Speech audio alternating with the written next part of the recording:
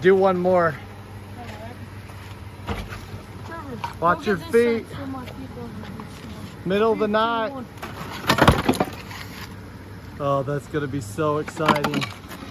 When we're done, look what we're gonna reveal here, baby. Oh yeah. Buried for 100 years. Some sandpeat oolite, baby. Should I break this? Sure. We just have to do the whole house. 2 stories of nothing but sheer awesomeness. And all that we have to do is do it. No big deal. Welcome back to the homestead. Well, I'm excited. I've done it again. Whoops, I did it again, baby. So we just purchased a couple more properties, and I'm especially excited to share with you this one because this is another late 1800s, mid 1800s, 2-story rock pioneer home. And I have been chasing this house forever. So as you're aware, I have another rental. The homestead's over here. And I have another rental across the street that I've been working on. And it's a great house. Like, it's gonna be fantastic. But these rock homes are the ones that really speak to me. So, so right over here, kitty corner from this property is the 1851 Pioneer Cottage. So you've got the really cool temple view right there, and you've got the cottage right here, and our current neighbors are mowing the lawn. They're building a house, and so they're moving out next month, and then we're going to put this back on Airbnb and VRBO as the Manti Cottage, because for 5 years we had it as a vacation rental, and it just killed it. It's just awesome because I'm not the only guy that likes to come into an old home and experience history. So anyway, I can't wait for that to be back up and running. And then maybe some of you that are interested in seeing the homestead, you know, we can kind of work out some kind of deal so you can do that. But anyway, back to the task at hand. But look at the view. I mean, it's just stunning. So over here, this white house over here, I've literally been trying to purchase that for years and years and years. 2 Saturdays ago, it just happened. The gentleman was down. I talked to him a few times, but I've only met him once, and it was like years ago. So I'm out spraying weeds, and I see him there, and I knew it. I knew it was just like, it was time. So even though I'm like completely exhausted physically and also financially, you know, I'm like, it's time to do this. You know, it's gonna probably take me about 60 grand to do the inside. So unless you guys do a GoFundMe, I'm probably gonna have to wait a little bit to do the inside. But the outside, I'm gonna immediately, I've already bought my jackhammer, and I've bought my special bits, because I'm gonna come over here and I'm going to take all of this river sand stucco off of the house, just like I had to on the red cottage, which, by the way, if you haven't seen the red Pioneer Cottage, go look at some of my first few videos. That is my baby. It is awesome. So I had to take the plaster off of it, as well as the Manti Cottage. It was all covered in this river sand stucco. And then behind it, you just have 2 stories of that rough, beautiful oolite stone. Now, the cool thing about this house, you see this porch? So the porch has been removed, and I have the columns inside. So even though I don't think I don't know if I can do the remodel on the inside right now. I got to get a trailer, which I'll go tell you about. I bought another property there, and then this other property up and rented, and we'll see what the funds will allow me to do. But immediately we're coming on the outside, and we're going to strip it all down to rock, and we're going to restore the 2 with the porches. So this is like a 10 by 10 foot porch with literally the coolest view, the most amazing view in town. I mean, guys, you just have to be here to see it. A little selfie does not do justice. So there is a point to me talking about all this and with the homestead, because our homestead's just a little bit unique. We're a very busy modern family. We have 8 kids. We have this huge greenhouse that I'm always talking about. I'm always telling you that the world is falling apart and the sky's falling. But you know, we do things differently here, and preserving old buildings is just, it's just where my heart's at. That and books. We haven't talked about books. That's gonna come up because I've got over 75,000 books literally over in those containers right there. I'm not kidding. 2 semi-loads full of books. If you want to know what that's all about, you'll have to put it in the comments. So we also bought this property right here, which is an awesome, it's a single wide trailer, and it's got this attached garage to it. So I'm getting the roof done. That'll be redone. I've already put a new membrane over the trailer. The trailer is fantastic. Hey, by the way, if you want to be my neighbor, you better call me quick because I just barely listed that today. What is today, August 2nd? So the cool thing about it is you've got the same just absolutely killer view. Look at it from its little porch. Just saying. I mean, and not only the temple and the homestead, but you're gonna have a front door access to my project. Dang, I am so excited. So the intro to this video was me and the boys tearing off plaster over there. And so whoever gets to live here, I hope they like to observe, because they're gonna just see this crazy family ripping all of this plaster off this old building and showing the world how much value is in these rock buildings. I mean, you think about it. If you and I wanted to be really cute and build a rock home, how much money do you think it would cost to build a 2-story rock home? Like, honestly, I think you'd be over $200,000 to build it, just the rock. And that's not the house, that's just the rock. That's just the outside. I mean, we veneer rock all the time. We build these houses, we put these little tiny veneer. Sometimes it's rock, sometimes it's fake rock, to look like it's a really substantially rock built house, but they're not. If you're to do it the old school way, there's no way. The people that built these old towns, these founding towns in our different states, they did so because they were dirt poor, but knew how to flip and work. And I think that's why I get so excited, ripping, you know, years of layers of stupidity off and exposing the original, because it's like the story that hasn't been told for a while is told again, and you can learn from it.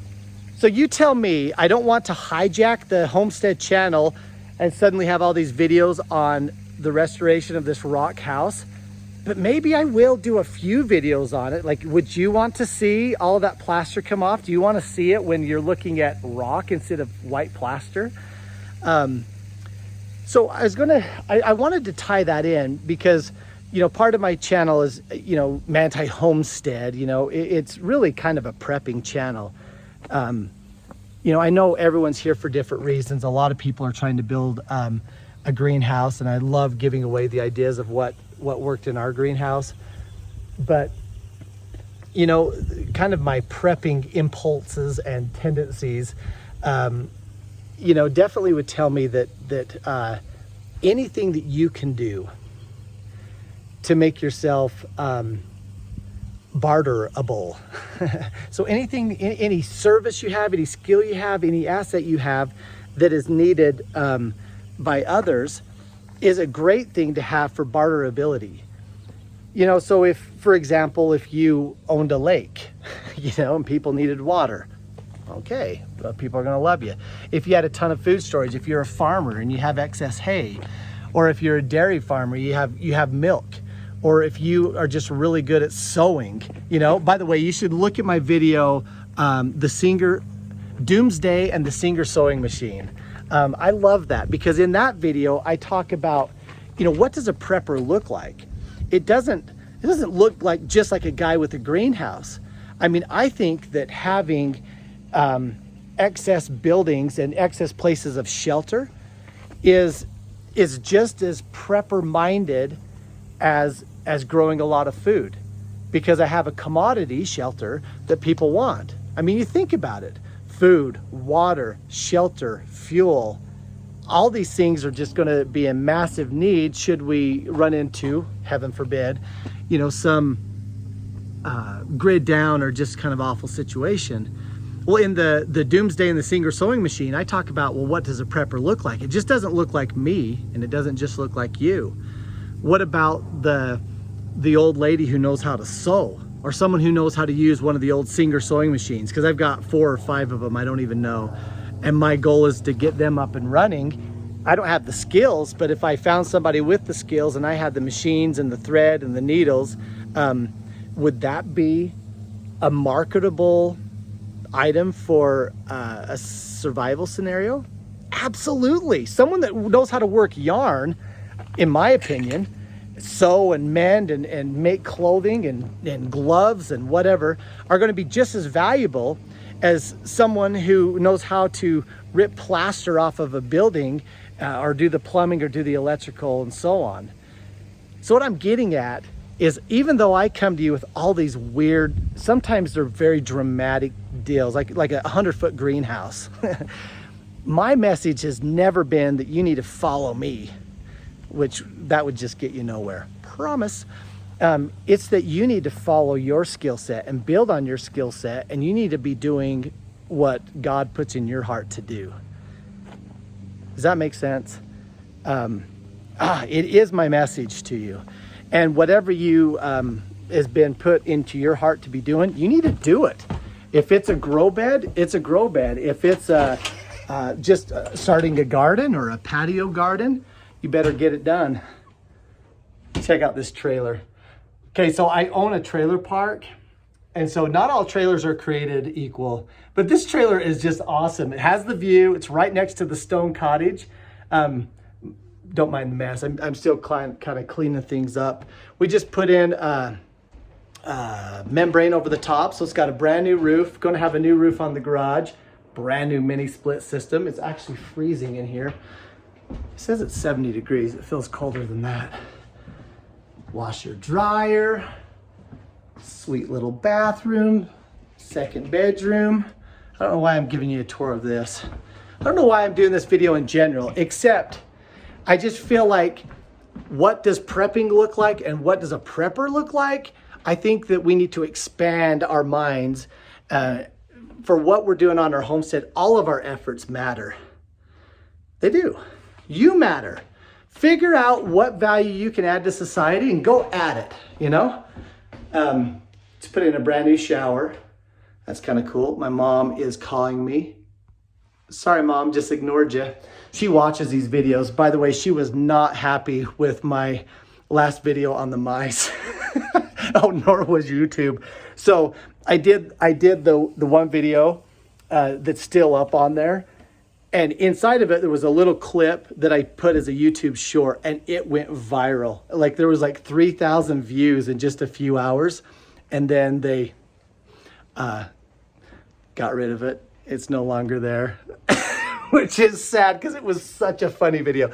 I'm sorry, it was a little barbaric. And yes, apparently mice count as animals. So all of you people that were offended at us killing mice, from the bottom of my heart, I'm sorry. Next time I won't do it on video. But I'm still going to get rid of them because they are trash for a homestead. I mean, gosh, I swear half the people that are sensitive to that, you know, they hate you because you eat animals, and then they're going to go to Chick-fil-A and order them a sandwich. I don't know. Sorry. Little bit of a rant there, but the mouse video short got taken down. It was amazing. It was so funny. Okay, well, that's my message. Let me know in the comments. Are you interested to see some of this on the Homestead channel, or do you think I need to be more focused? And remember, please like and subscribe and comment. Like, if you put a thumbs up and you put comments, it helps me get my message out. The channel keeps growing pretty good. I'm only motivated by any feedback I get from y'all. So if you want to see more, you got to help me out. You got to do your part. You got to smash the thumbs up. You got to make a comment. I know it's tough. All right. Oh, by the way, to the greenhouse. So the passion fruit are getting yay big. I guess one had been knocked off and it was just so big, and Becca just let it turn purple, like kind of ripen on its own. and she ate it the other day with Trevor. I didn't know that. She said it was delicious, which is exciting because they're not yet ripe, but the ones that are the biggest are starting to turn slightly, meaning starting to ripen. So we should be finally eating passion fruit in Manti.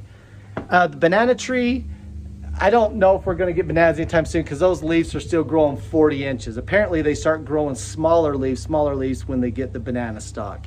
But we're eating tons of peppers, absolutely tons of them. Strawberries, cabbage, kale, cucumbers. It's awesome. So the next video maybe will be inside. Put in the comments what you want to see in the greenhouse and in the homestead, and we'll get to it. All right, see you next video. Peace out. Oh, and come be my neighbor.